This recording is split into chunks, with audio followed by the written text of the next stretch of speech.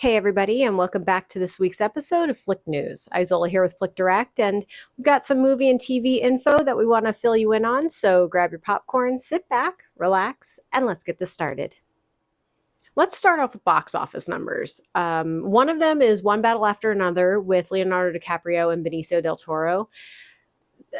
The trailer is just so funny, and I can't wait to see this one. I've had some just haven't been able to get to the theater yet, but I'm really excited to see this one. It just looks really, really funny and action packed and also very serious. And, the two of them together as well. Oh my goodness. In the dojo, with the nunchucks. Anyway, it just looks really hilarious and I can't wait to see it. So, yeah, we've got box office numbers. So domestically, 22.4 million, and then overseas, 26.1 million. So this movie is doing exceptionally well. I'm very happy about this. Just again, because the trailer just leads you to believe that this is just going to be a wild ride, funny and action packed. So, I will watch it and let you guys know what I think about it. But something that hasn't done so great, or at least as great as they wanted it to be, is Marlon Wayans' new movie, the thriller Him. I did not see too much on this one, but it was released September 19th. And apparently, Rotten Tomatoes isn't showing a great review. It's pretty negative in his opinion for the time being. I mean, who knows? That could change. And he basically is urging audiences to go see the movie and kind of ignore the Rotten Tomatoes. Yeah. I mean, I normally don't go by those at all because a lot of times they can be skewed. I think it was, what was it? One of the movies for Lady Gaga. I don't remember which one it was, but apparently all of her fans just went on and gave it rave reviews. And you don't need to do stuff like that, or you don't need to give another movie bad reviews. Like just give an honest opinion. If you don't like it, you don't like it. That's fine. Don't be trolly. And I mean, you guys know, you've seen it all. It's just give a darn honest opinion and be on your way. Anyway, the movie has only made 13.5 million roughly right now. I mean, this is going back to opening. And they were expecting 20 million. So right now, not so great, but who knows? It could bump up. They could do much better.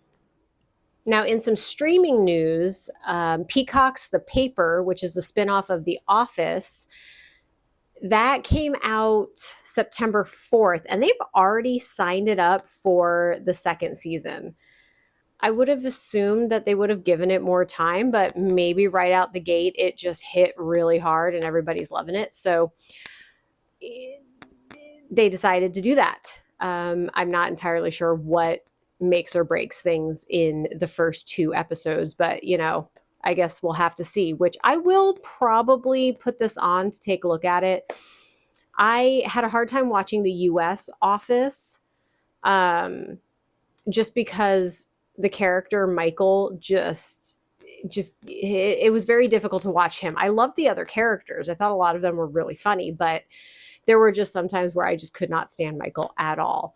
And he's kind of one of the main focal points. So you kind of have to enjoy it.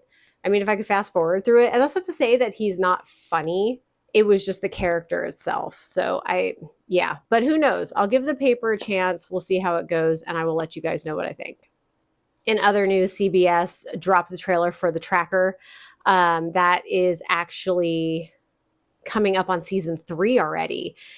And it kind of hints that, we're going to have some more like family revelations. And I don't know if you guys have watched the show. I actually enjoy it, but I'm super stoked because if that means more family time, that means more Jensen Ackles. And you guys know that I'm a huge fan of his. So, I mean, you kind of got to watch it, right? Yeah. So I'm very excited to see where that's going. It's just a fun show. I mean, it's obviously not how things really work, but just watching someone track to find someone is pretty cool. We then have SNL getting ready for their 51st season, and that premieres October 4th. Bad Bunny will be hosting, and if you guys have ever seen him on the show, he's actually pretty darn funny. So that that should be a great way to start the season. But there is, a little wangy in the cast. It's definitely it's having a turnover. So several cast members, I think it's actually 5, but several is a good way to say it, will not be returning. And 2 of them are actually tenured. And I say tenured because they've been there for more than 2 or 3 years. So they will not be coming back. And that's Heidi Gardner, and then Ego's not coming back either. And they've been 7 to 8 years respectively. So I mean, they've both been doing a lot of commercials and a lot of other shows, cameos, things like that. So I think it's just for them time to move on.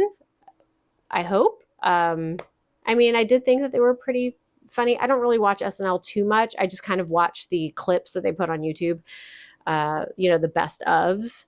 I really like it when they're more like bloopers and outtakes where people break. That's why I loved Jimmy Fallon on there, because that kid could not, he couldn't hold it to save the world. So, but sad to see those go. We're probably going to get some new cast members as well.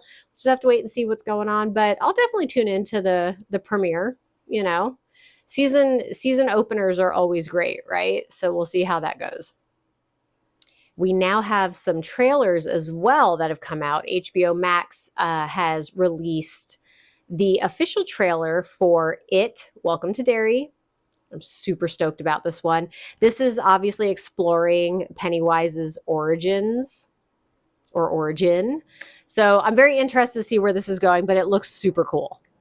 We then have Men from Alex Garland.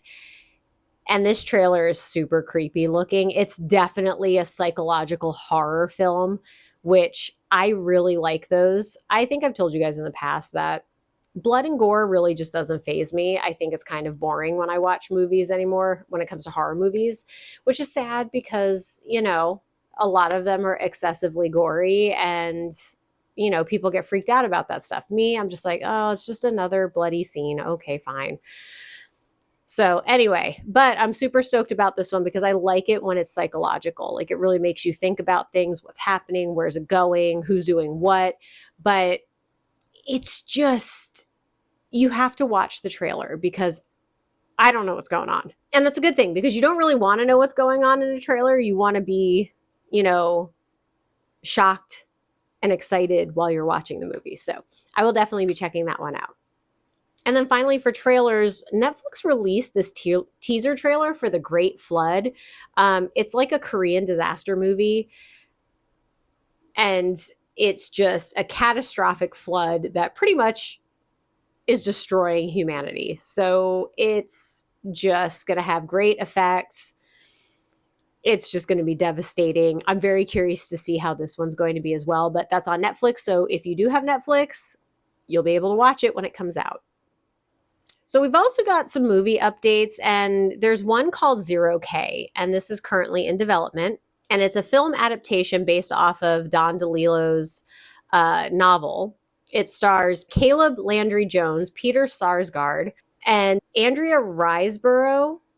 I hope I'm saying that correctly. I usually try to look those up before I say them, but I probably messed it up, so I apologize for that. But this one actually looks like it's interesting. And, if just reading about it, I think this will definitely be one that I'll want to see in the theaters as well. Production is going to start in 2026 in Brazil, but the story centers around this remote compound where the wealthy are basically, trying to live for as long as they can, right? So they're looking at cryonics and how can they extend their lives. It's going to be radical shifts. And we have seen movies like this in the past, but based off of the brief synopsis that I read on the novel, this one does have a few little changes and it sounds really, really intriguing. But it brings up the age-old question, should you try to outlive your life expectancy by any means? And this will obviously it's going to say a lot about humanity. Let's just put it that way. What I did find was interesting, though, is that FX is also doing a series version of this. So you're going to get 2 versions very closely to one another, which I find strange because Or maybe you watch the movie or the episodes and then watch the movie, and pieces that aren't in the movie are kind of filled in with the episode, but I don't see any tie-in.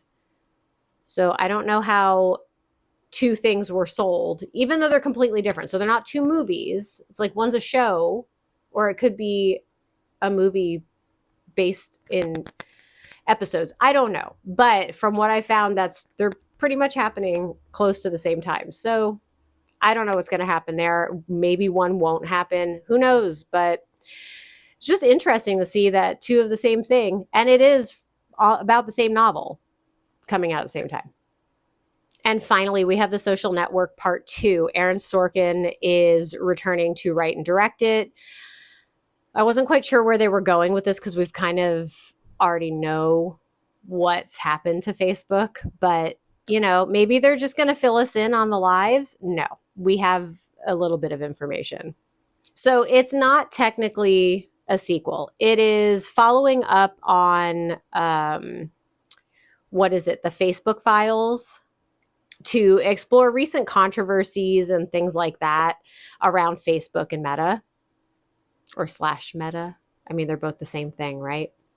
So it's really going to focus on like misinformation, mental health impacts, and then algorithmic harm. So there's going to be a lot of interesting points to this. I'm just not sure if this works as a sequel and having characters return, or if it should just be a documentary. And with that, this concludes this week's episode of Flick News. Please be sure to like and subscribe to all of our channels so you never miss out on any entertainment news. Thanks for watching, and we'll see you next time. Bye.